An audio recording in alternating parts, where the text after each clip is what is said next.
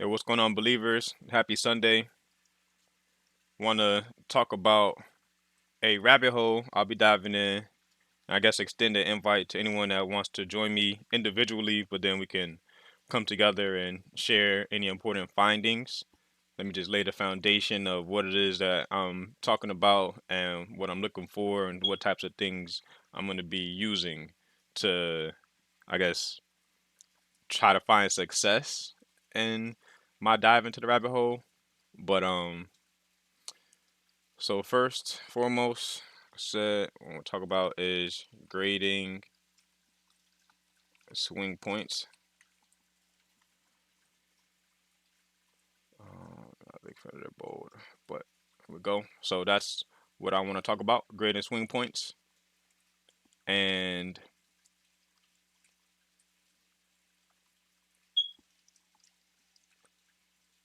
swing points. So there's only two types. It's going to be the swing high or swing low, and the requirements for a high to be considered a swing high are that high has to have a lower high on both sides.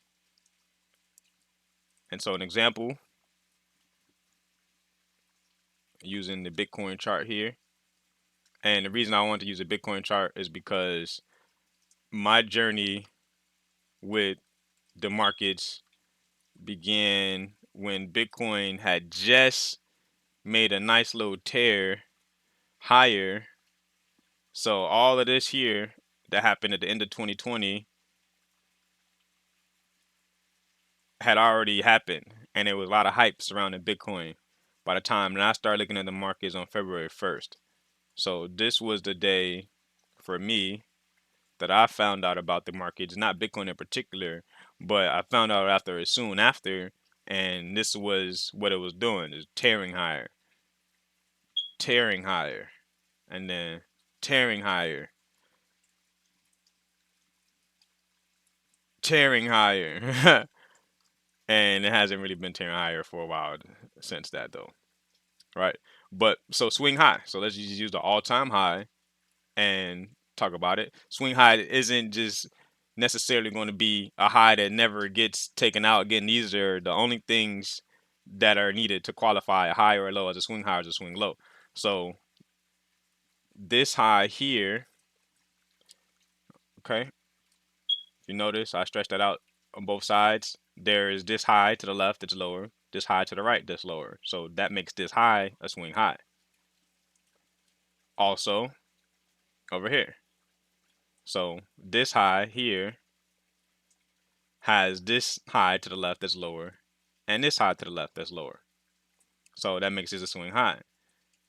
Swing low, look at this low here with this low, right? So a swing low, remember it's going to be a low with a higher low on both sides.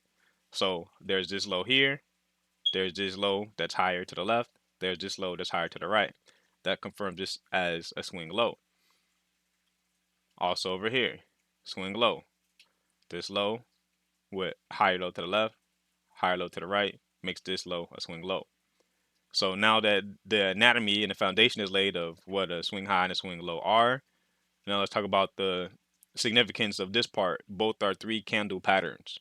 So of course, for a high or low to have a lower, for in case of swing highs, right, lower highs on both sides, it has to take three candles to make this pattern essentially. Like a swing point can be considered a three candle pattern.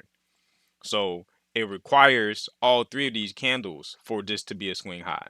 Because, for example, if this candle here took this high out, kind of like, for example, over here. So this candle could have been a swing high had this candle not taken its high out. Had this candle, it could have still been an up close candle. If it was smaller than this candle, though, and it just never took out the high, and once it closed, then this candle high right here would have been a swing high. But instead, the next candle took that high out, so this was never able to confirm as a swing high. Remember, it takes three candles, so it's not just because of these two candles, like, oh, there was just high here with a higher high, so now this is a swing high. It can't be confirmed until the third candle closes, okay? and similar fashion, vice versa for a swing low, right? So I'm pretty sure that example there. I'll do one though about the swing lows. So right here, for example, okay, so this low could have been a swing low. Look at the rejection off of once it got down to the low and it closed here. So it could have been an up close candle. It could have been a smaller down close candle. Whatever the case may be, as long as this candle here didn't take out this low, this would have been a swing low. But instead, this candle took out that low. Okay. And so that's the significance of being a three candle pattern. That third candle that is that lower high to the right or that higher low to the left, it has to close first to confirm. Okay, so just wanted to emphasize the importance of that because anticipating it being a swing high or a swing low can be dangerous. So wait for the confirmation, which is that third candle to actually close whatever time interval it is that you're looking at. Okay. And the other thing I want to talk about is the actual formation of the swing points. So I talked about this swing high. So look at how it was up close, down close, formed this swing high.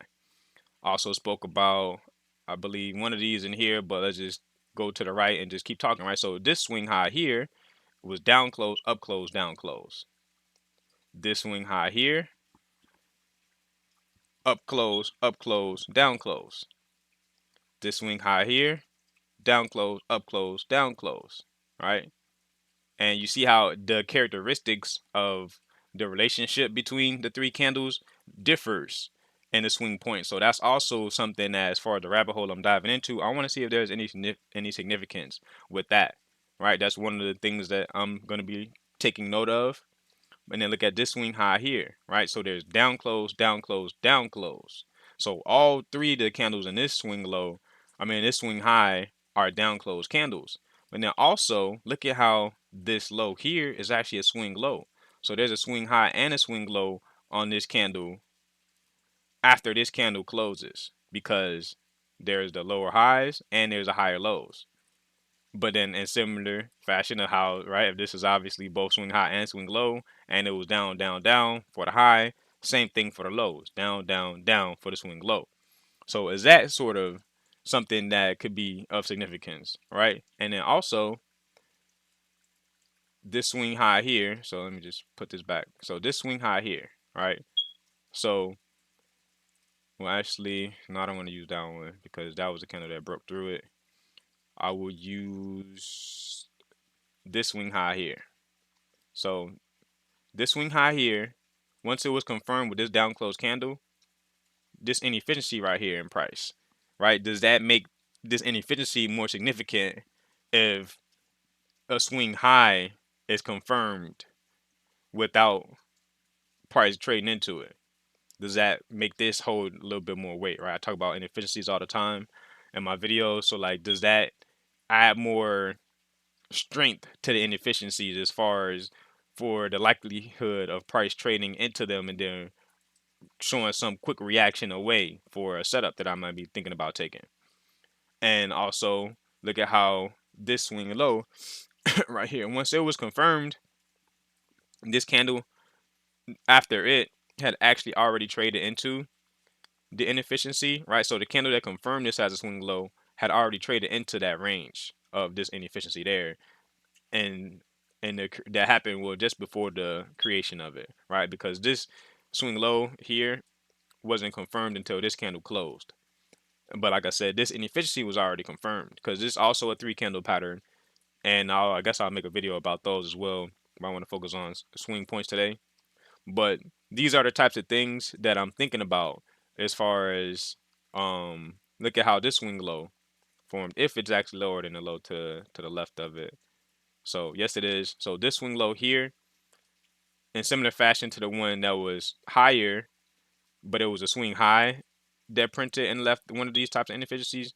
Now, does that add more right emphasis to this inefficiency that a swing low confirmed here, and then the following candle creates an inefficiency, right? Does that add some sort of significance to this inefficiency or more likelihood that if price was to reprice into it to see a nice reaction away from it, right? So just to keep it simple, those are just some of the things I will be qualifying as far as when I'm grading swing points.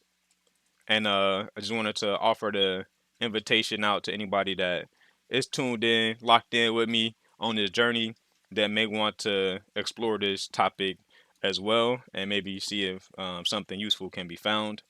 But with that being said, just want to shout out to the believers. Shout out to the homies that inspire me to be better each and every day. I love you. I appreciate you more than you know. I will catch y'all on the next one. Peace.